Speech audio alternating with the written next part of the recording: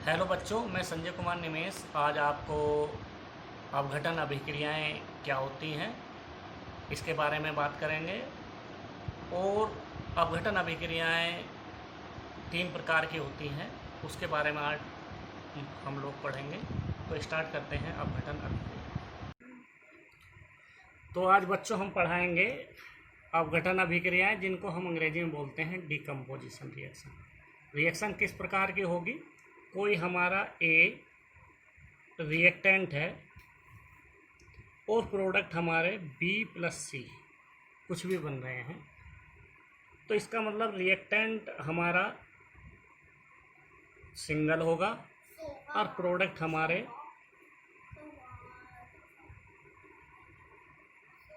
दो या दो से अधिक हो सकते हैं। रिएक्टेंट को हम बोलते हैं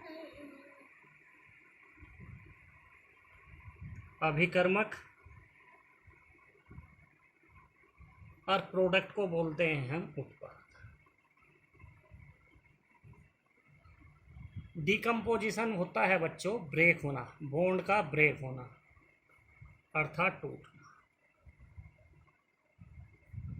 तो डिकम्पोजिशन रिएक्शन कैसा कैसा होने जा रही है उसकी बात करेंगे हम। किस किस प्रकार का डिकम्पोजिशन होता है, डिकम्पोजिशन हमारा किस प्रकार का होता है, तो इसका पहले हम एक एग्जाम्पल लेते हैं डिकम्पोजिशन। एक हमने लिया है कैल्शियम कार्बोनेट,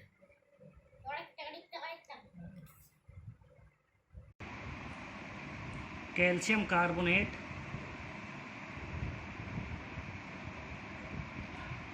हमारा जो कैल्शियम कार्बोनेट है ये ब्रेक होकर टूटकर एक तो कैल्शियम ऑक्साइड बनाता है, एक कार्बन डाइऑक्साइड।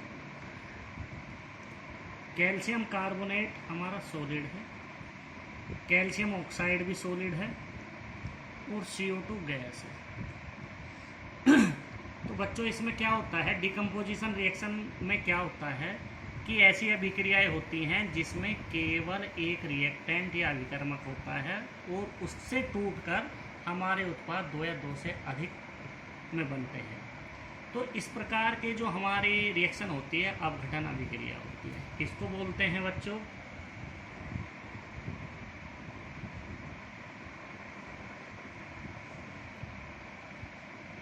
कैल्शियम कार्बोनेट,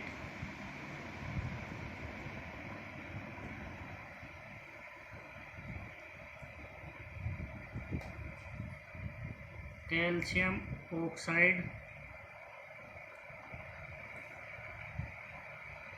इसको बोलते हैं बच्चों कार्बन डाइऑक्साइड।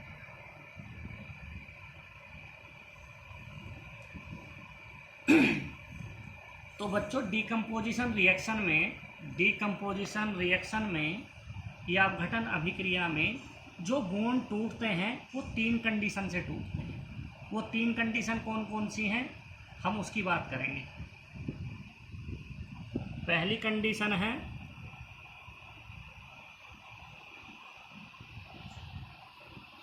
ऊष्मीय अपघटन,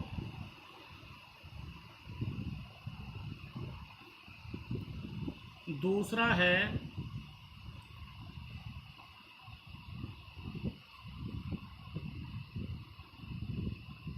प्रकाशीय अपघटन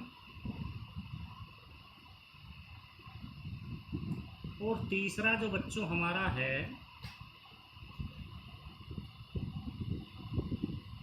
विद्युत अपघटन।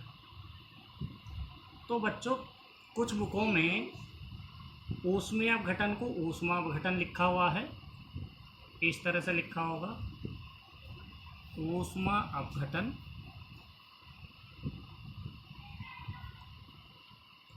ये प्रकाश अपघटन और ये होता है विद्युतीय या विद्युत अपघटन, विद्युतीय या विद्युत अपघटन।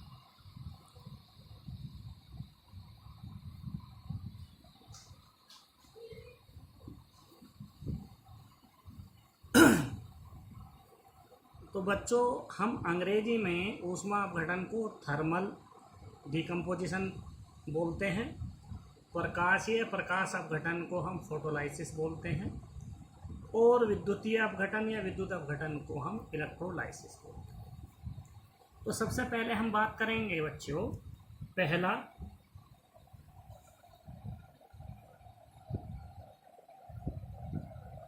ऊष्मा अपघटन।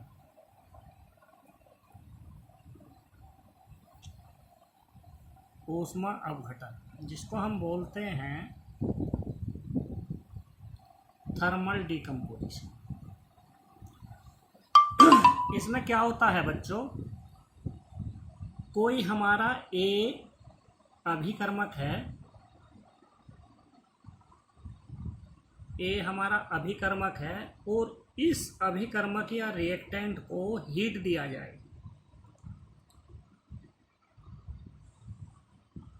हीट का मतलब बच्चों ऊष्मा।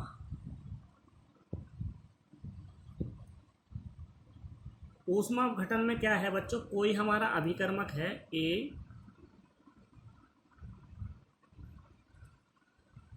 अभिकर्मक जिसको हम रिएक्टेंट भी बोलते हैं, इस रिएक्टेंट को हीट के द्वारा हमें ब्रेक करना है अर्थात डिकम्पोजिशन करना, अपघटन करना है, और उसके उपरांत हमें कुछ भी प्रोडक्ट प्राप्त होता है।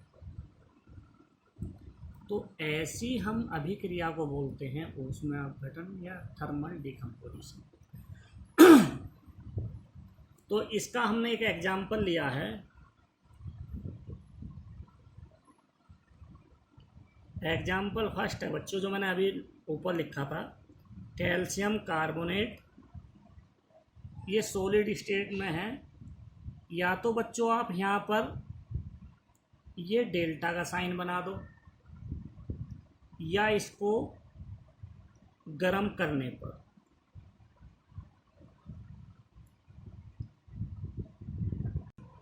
तो डिकम्पोजिशन में बेटा या बच्चों ये ध्यान रखना है, या तो हम डेल्टा का साइन बनाएं जिसको हम चिन्ह बोलते हैं, या इंग्लिश में साइन, या उसको हिंदी में गर्म करने पर लिखें, या हम यहाँ पर हीट लिखें। तीनों में से एक बात लिखनी है, तीनों नहीं लिखनी है। या तो हम डेल्टा साइन हम करेंगे, या गर्म करने पर, या हीट।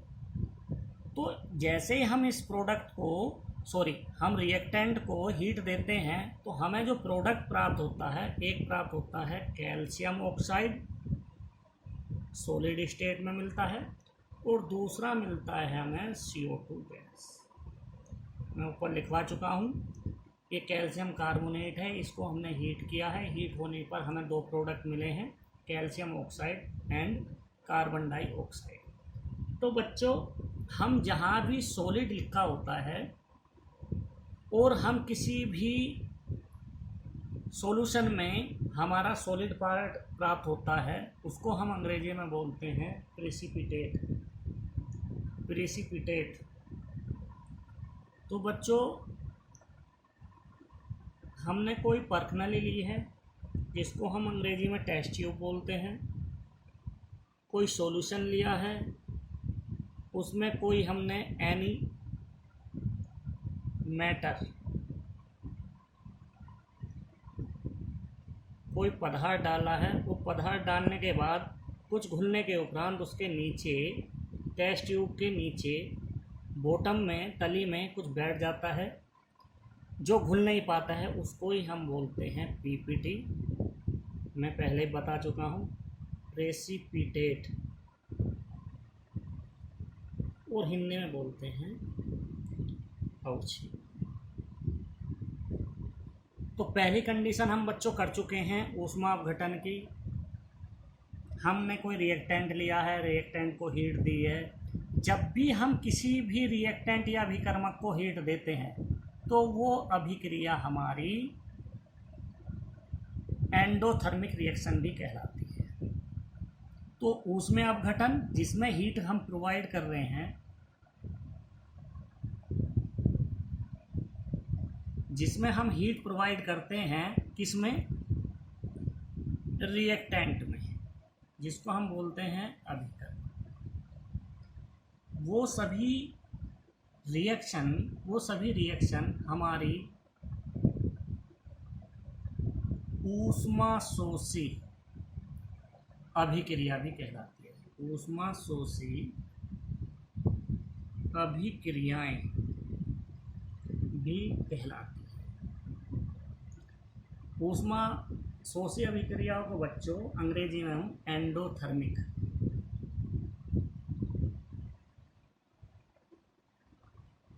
रिएक्शन भी बोलते हैं।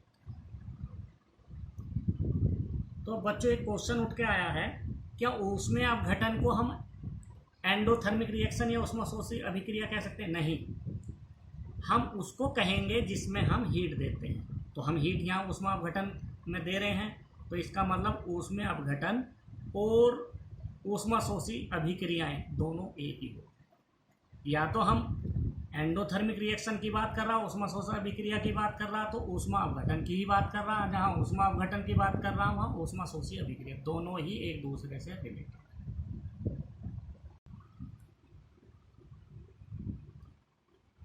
एग्जाम्पल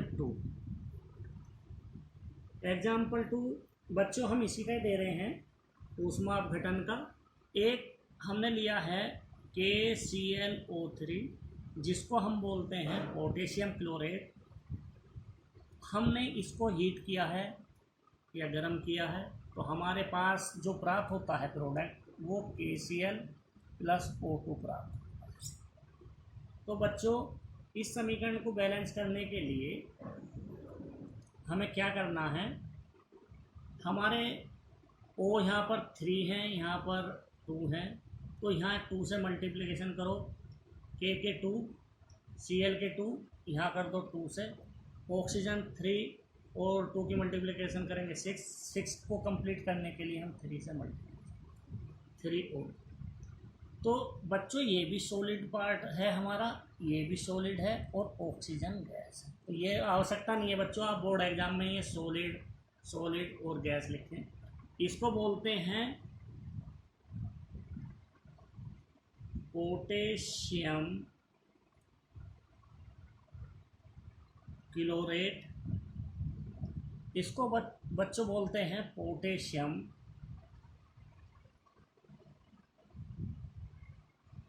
क्लोराइड,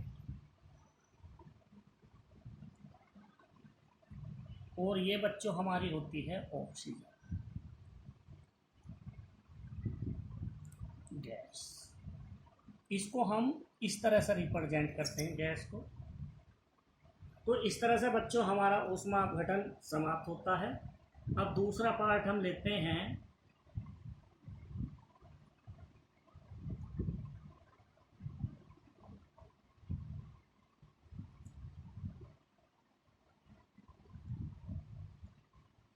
प्रकाशीय अपघटन।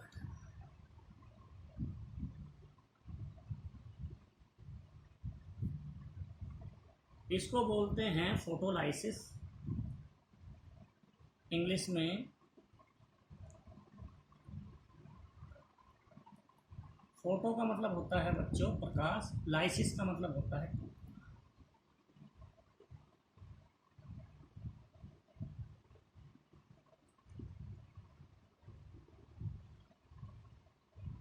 तो बच्चों यहाँ जब भी हम प्रकाशीय अपघटन करेंगे तो ये क्या होता है, ये हमारा सूर्य के प्रकाश या सूर्य के प्रकाश में उपस्थित रिएक्शन होगी। या तो हम इसको इस तरह से लिख सकते हैं, या इंग्लिश में हम लिख सकते हैं सनलाइट की प्रेजेंस में, और तीसरा हम लिख सकते हैं बच्चों HUV। ये जो है H यहाँ पर प्लांक कांस्टेंट है, ये हमारा न्यू है। न्यू का मतलब वेलोसिटी या गति, इसको हम न्यू बोलते हैं, जिसको हम बोलते हैं वेलोसिटी ऑफ लाइट। मतलब बच्चे प्रकाश का वेग न्यू जो है। और h हमारा प्लांक कांस्टेंट है, अर्थात प्लांक ने हमारी इससे मल्टीप्लिकेशन करी है वेलोसिटी से ऑफ लाइट से, तो हमारा किस स्पीड से हमारी फोटोलाइसिस होने जा रही है, प्रकाश या अपघटन होगा, उसकी बात करते हैं बच्चों। तो या तो हम इसमें सूर्य की उपस्थिति में दिखाएंगे एरो के ऊपर, तीर के ऊपर, या हम सनलाइट लिखेंगे एच में। तो हम एग्जाम्पल लिखते हैं बच्चों।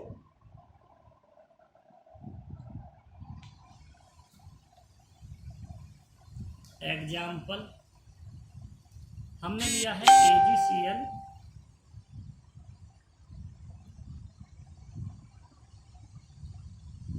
या तो हम सूर्य के प्रकाश में उपस्थित रिएक्शन बताएंगे, या तो हम लिख सकते हैं सूर्य की उपस्थिति में,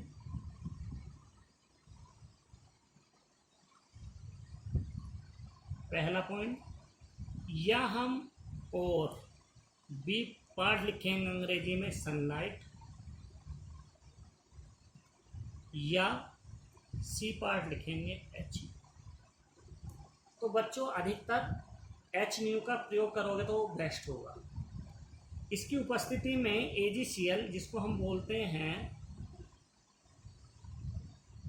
सिल्वर क्लोराइड, तो ये टूट जाता है Ag प्लस Cl2।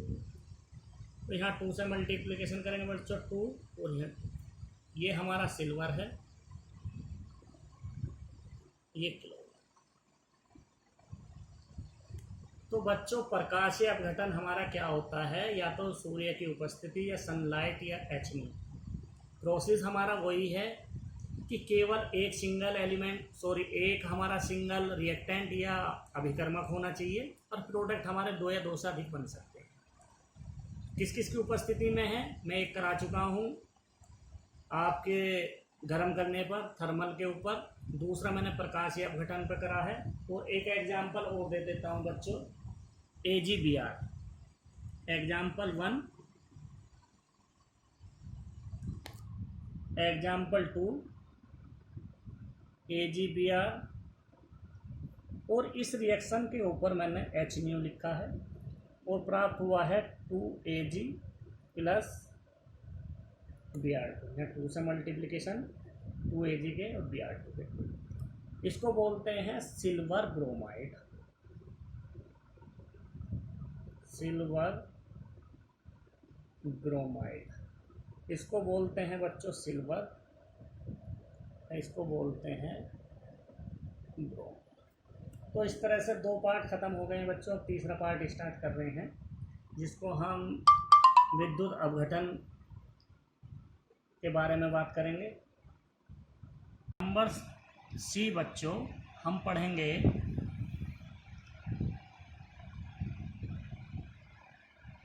विद्युत अपघटन, जिसको बोलते हैं हम इलेक्ट्रोलाइसिस। इलेक्ट्रो का मतलब बच्चों है विद्युत, लाइसिस का मतलब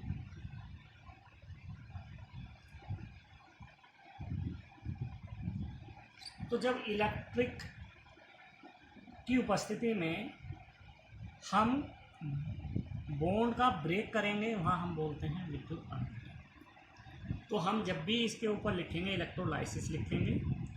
और इलेक्ट्रोलाइसिस को हम कैसे कैसे करते हैं, कोई भी हमारा एक रिएक्टेंट है या अभिकर्मक है,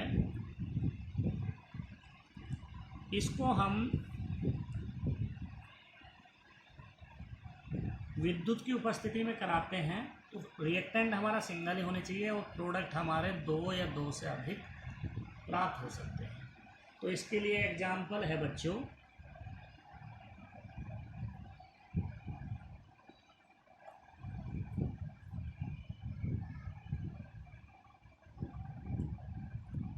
NaCl को हम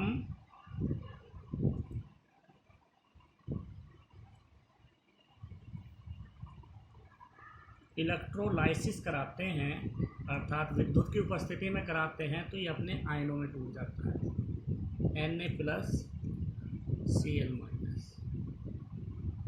तो ये आयन में कैसे हमें प्राप्त हुए मैंने बताया था। सोडियम का एटॉमिक नंबर परमाणु क्रमांक 11 है, जो 281 इसका इलेक्ट्रॉनिक विन्यासक कॉन्फ़िगरेशन है। तो बच्चों इसके बाह्यतम कक्षा में 1 इलेक्ट्रॉन है, आउटमोस्ट सेल में 1 इलेक्ट्रॉन है, और क्लोरीन के आउटमोस्ट सेल में 7 इलेक्ट्रॉन। तो बच्चों इसको ऑक्टेट कंप्लीट करने के लिए 1 इलेक्ट्रॉन डोनेट करेगा, अर्थात 1 इलेक्ट्रॉन डोनेट,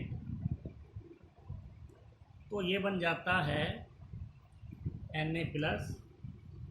और हमारा जब क्लोरीन है 1 इलेक्ट्रॉन एक्सेप्टर, ये बन जाता है क्लोरीन। जो भी परमाणु जितने इलेक्ट्रॉन देता है उस पर उतने ही आवेश धनात्मक आते हैं, अर्थात चार्ज उस पर उतने ही पॉजिटिव आते हैं, और जितना कोई भी एटम या परमाणु जितने इलेक्ट्रॉन ग्रहण करता है, एक्सेप्ट करता है, उतने उस पर नेगेटिव चार्ज या आवेश आते हैं। तो यहाँ इसने 1 इलेक्ट्रॉन ग्रहण किया Cl-, उस पर 1+। तो इस तरह से बच्चों ये एक एग्जाम्पल है। एग्जाम्पल 2 और करा देते हैं। H2O को हमने ब्रेक किया है इलेक्ट्रोलाइसिस की प्रेजेंस में, तो हमें 2 प्राप्त होते हैं, हाइड्रोजन और ऑक्सीजन। ये वाटर है, ये हाइड्रोजन, ये ऑक्सीजन। ऊपर में सोडियम क्लोराइड, ये बच्चों सोडियम आयन, ये क्लोरीन। तो इस प्रकार बच्चों आज हमने अपघटन अभिक्रिया या डिकम्पोजिशन रिएक्शन समाप्त की हुई है। जो बच्चों आप लोगों को समझ में नहीं आई हो, जो भी पार्ट आपको जहां समझ में नहीं आया है, वो आप कमेंट बॉक्स में लिखें। और विशेषकर ध्यान दें सभी बच्चे कि वीडियो को लाइक और शेयर करना ना भूलें। नेक्स्ट वीडियो के साथ मिलते हैं बच्चों। ओके बच्चों।